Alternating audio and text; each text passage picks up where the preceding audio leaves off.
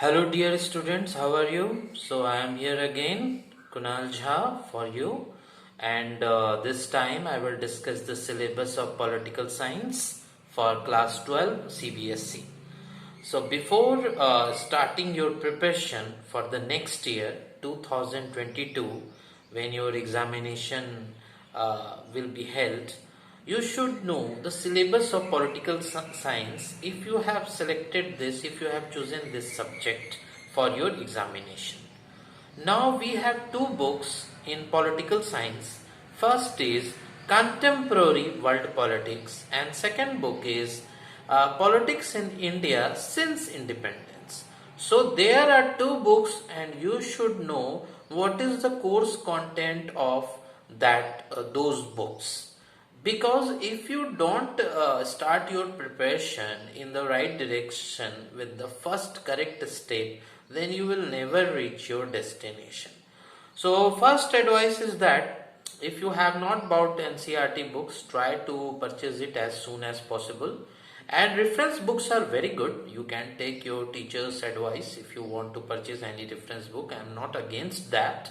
But don't ignore or neglect NCERT books. Please make it part of your preparation. First, read thoroughly NCERT books, then you can go for reference books. So NCERT book is a must in my opinion. Now you have known there are two books. First is Contemporary World Politics and second is Politics in India Since Independence.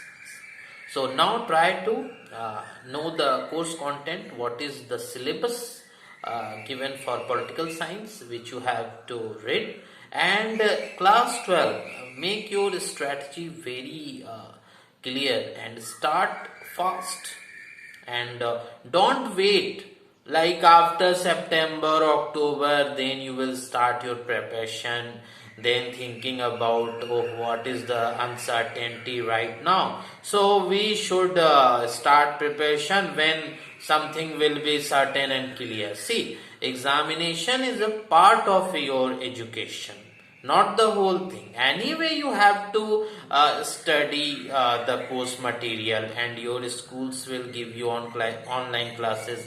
Even if the pandemic persists, even if it stays, you have to study your subjects thoroughly.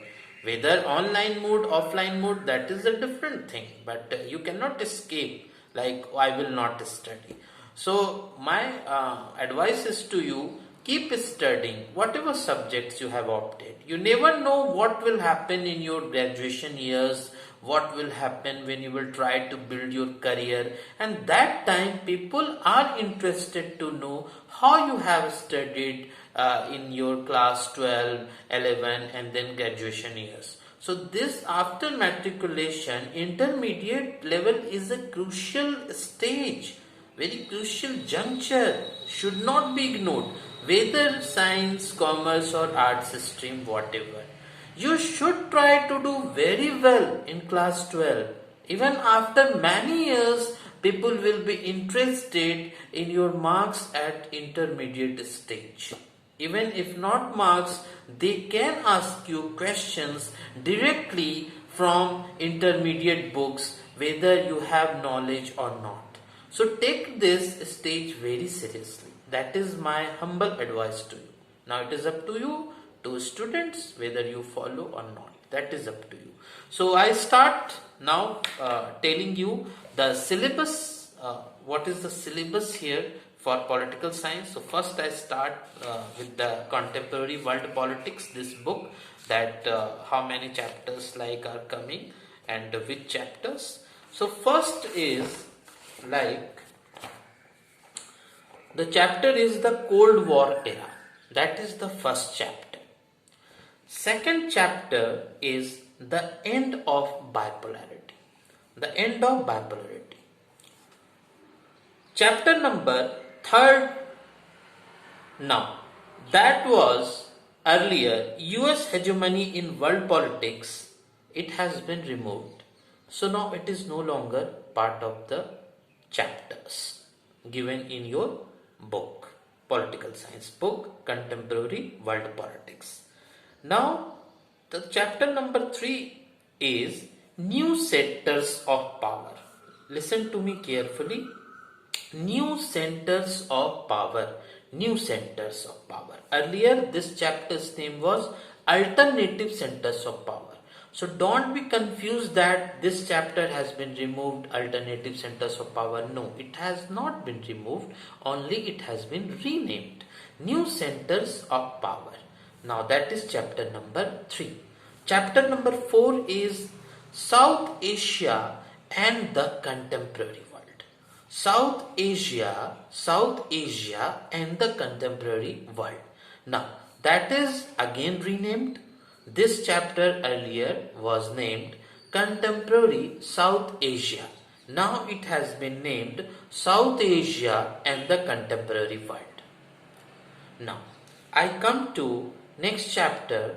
Now that is United Nations and its organization. That is now chapter number 5, United Nations and its organizations. Earlier it was named International Organizations. Now it is United Nations and its organizations. Then after we come to the next chapter, that is chapter number 6, that is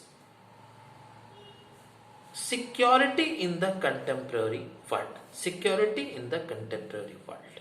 And after that, the next chapter is, which is chapter number 7, Environment and Natural Resources. Environment and Natural Resources.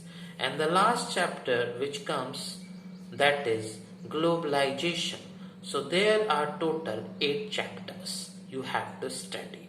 Still, I recommend you, I tell you that please visit official site of CBSE for authentic information on syllabus. But yes, whatever I know, this is the updated syllabus with the new chapters. But still, my advice is that you should also check first what is the syllabus given on the official website of CBSE for class 12 political science. Now, let me explain. Let me give you a brief explanation of all these chapters. Now, I'm not going to go inside the chapters. I'm not going to do that. But I tell you a gist. Like, yes, what is there in these chapters? The Cold War era is about that after the Second World War, the tussle, the conflict without any real war started between USA and USSR. Now, the political tension which emerged between these two superpowers in those times, that is described here. Okay, that is the Cold War era. In this chapter also, you will also study NAM, Non-Aligned Movement, which was actively participated by India. India was somewhere one of its leaders. And NAM, how it was formed, why it was formed, what was its role. So all this you will study. So somewhere the era is after the end of Second World War, and at the time when USSR disintegrated. So roughly it is the time slot between post 1945 and before 1991. So this is what you will study in this chapter number 1, the Cold War era. Second is the end of bipolarity.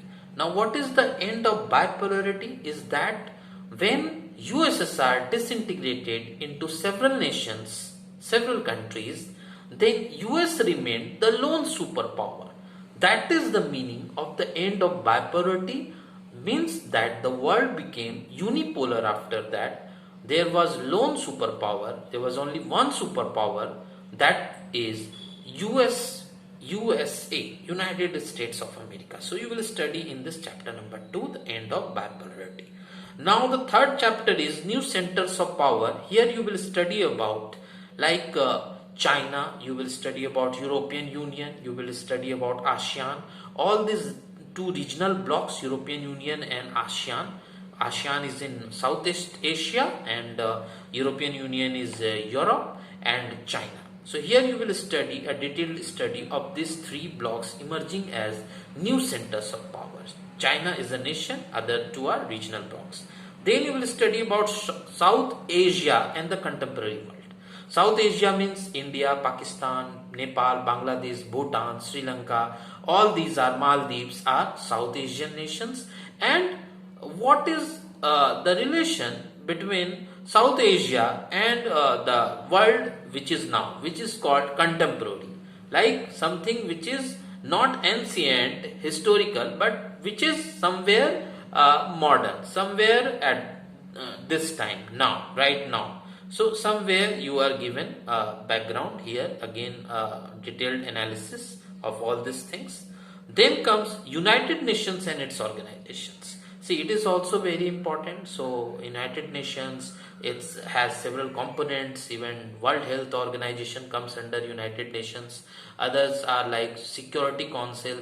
So all these things you will study here in UN. Even IMF and World Bank somewhere.